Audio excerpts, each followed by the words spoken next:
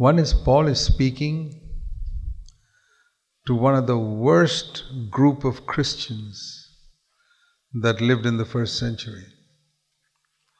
The Corinthian church was the worst church. You know what all they had in their midst? There were people in that church taking each other to court. There were a whole lot of people in the meetings getting up and screaming away in tongues, trying to impress people, all fake. And there was a man living in sexual sin with his stepmother, and nobody was doing anything about it. And when they came for breaking of bread, they would have their potluck, they would bring their lunch with them, and they wouldn't share it with the poor. Have you ever seen a church like that? I mean, I've seen some bad churches, but not something like this.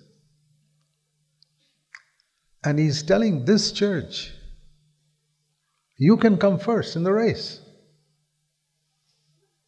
Isn't there hope for every one of us then? Are you as bad as what I just said?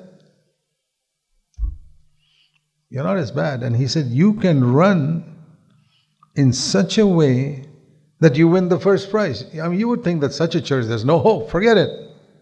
There's no hope for you fellas. He says, no, there is.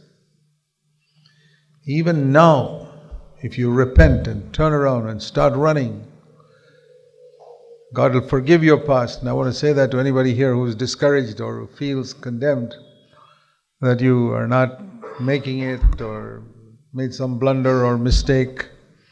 You're not as bad as this. Okay, we all made blunders and mistakes, but think of this church. And this book is kept in the New Testament to encourage us that you can run in such a way as to win the first prize.